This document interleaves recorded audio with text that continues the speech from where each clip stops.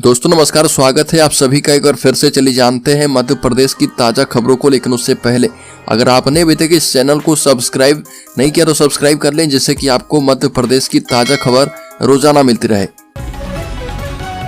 सबसे पहली खबर, रीवा जिले में डीजे साउंड संचालकों पर प्रशासन सख्त हुआ। विद्यार्थियों की परीक्षाओं को मद्देनजर रखते हुए दी गई है सख्त चेतावनी। रीवा शहर में एक बार फिर से पुलिस और प्रशासन ने साउंड सिस्टम संचालकों पर सख्ती बरतनी शुरू कर दी है। बीती रात पुलिस और प्रशासन की टीम एक साथ शहर के विभिन्न विवाह घरों में पहुंची और जहां पर ध्वनि प्रदूषण और साउंड सिस्टम के बनाए नियमों के पालन को लेकर सख्ती से निर्देश दिए गए हैं। बड़ी खबर, विधानसभा चुनाव के बाद पहली बार मोदी से मिले शिवराज सिंह चौहान।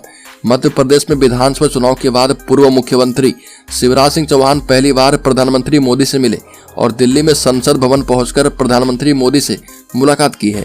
शिवराज सिंह चौहान का सीहोर जिले के लाड़कुयू में गांव चलो अभियान के तहत रात्रि विश्राम का कार्यक्रम तय था, लेकिन देर रात अचानक उन्हें दिल्ली से फोन आया और वो अपने पूर्व निर्धारित कार्यक्रम कैंसिल करके दिल्ली रवाना हो गए थे। बड़ी खबर, भोपाल में दूसरी मेट्रो गुजरात से रवाना। गुजरात के शामली बड़ोदरा से 3 कोच की एक और ट्रेन अगले 2 दिन में भोपाल पहुंच जाएगी और बड़े ट्रोलों में कोच गुजरात से रवाना हो चुके हैं। इसे इंस्टॉलेशन के बाद ट्रैक पर लाया जाएगा और राजधानी में एक ट्रेन पहले ही आ चुकी है। राजधानी में कुल 27 मेट्रो ट्रेनें ट्रैक पर दौड़ेगी। कॉमर्शियल रन से पहले मेट्रो बिना पैसेंजर के 2000 किलोमीटर तक चलाई जाएगी ताकि ट्रेन और ट्रैक दोनों का फिटनेस देखा जा पाए।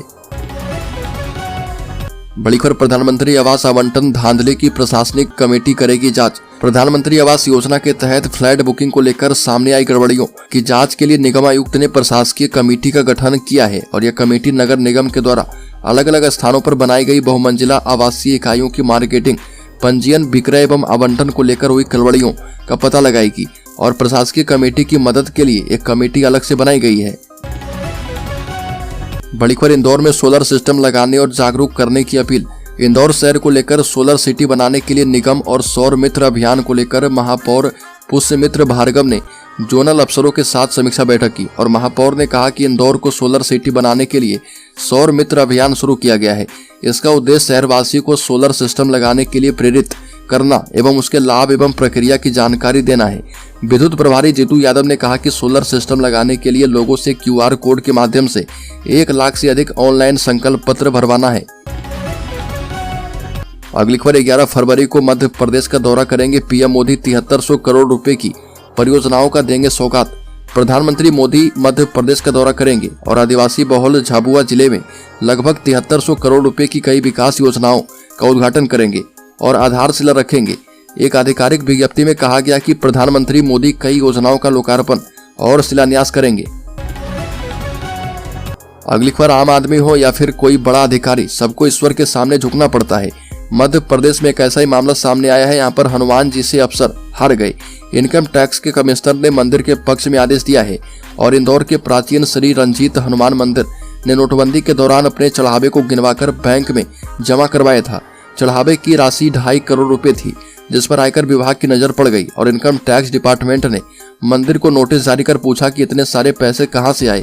इसके जवाब में मंदिर ने कहा कि भक्तों के द्वारा प्रभु को दिए गए दान और चढ़ावे की राशि है। इस पर IT विभाग ने सख्ती बरतते हुए 3.5 करोड़ रुपए का टैक्स लगा दिया और ये कहा कि प्राचीन श्री रंजीत हनुमान मंदिर का ना तो कोई पंजीकरण है और ना ही ये कोई चैरिटेबल ट्रस्ट है। यह पूरा मामला इनकम टैक्स कमिश्नर के पास पहुंचा और उन्होंने मंदिर के पक्ष में फैसला सुनाते हुए टैक्स माफ करने के आदेश दिए हैं। अगली खबर, कमलनाथ ने बीजेपी में शामिल होने की अटकलों पर दी प्रतिक्रिया। मध्य प्रदेश के पूर्व मुख्यमंत्री और कांग्रेस के सीनियर नेता कमलनाथ ने बीजेपी में शामिल होने की खबरों को खारिज कर दिया और कहा कि बीजेपी में जाने की खबरें पूरी तरह से निराधार है और ऐसा कुछ भी नहीं है। दरअसल सूत्रों ने दावा किया था कि मध्य प्रदेश में बीजेपी कांग्रेस को झटका दे सकती है, लेकिन कमलनाथ ने इन सभी मामलों को खारिज कर दिया है। अगली खबर, इस उम्र की महिलाएं नहीं है सरकार की लाडली बहनें।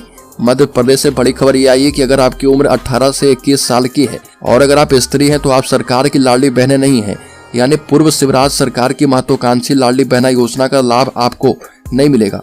विधानसभा में 9 फरवरी को कांग्रेस विधायक ने सवाल उठाया था और इसके जवाब में मंत्री निर्मला भूरिया ने लिखित जवाब दिया और कहा कि 18 से 21 साल की महिलाओं को इस योजना से जोड़ने का कोई प्रस्ताव नहीं है।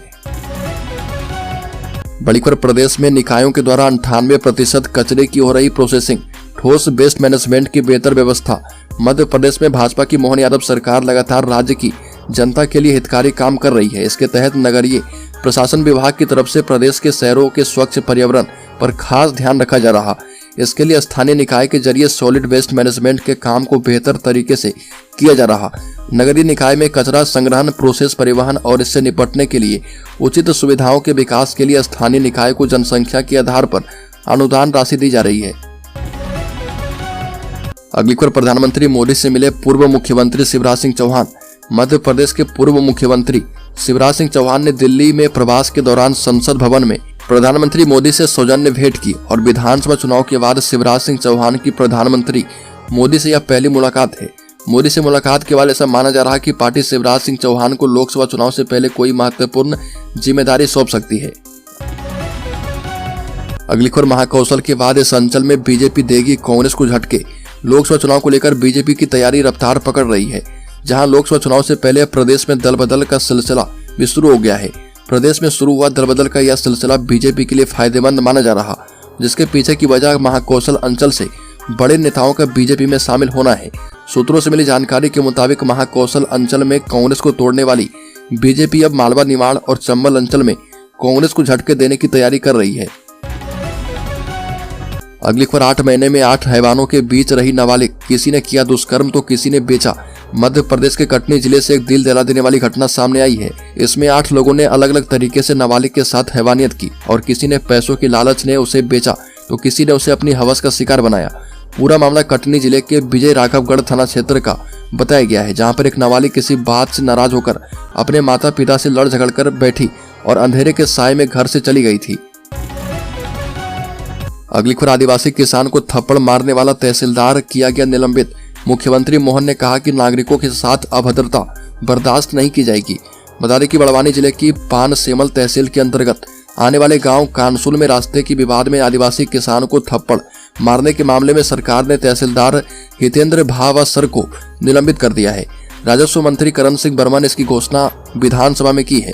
करण सिंह वर्मा ने कहा कि आदिवासी किसान को थप्पड़ मारने का वीडियो इंटरनेट मीडिया पर बहु प्रसारित हो रहा है।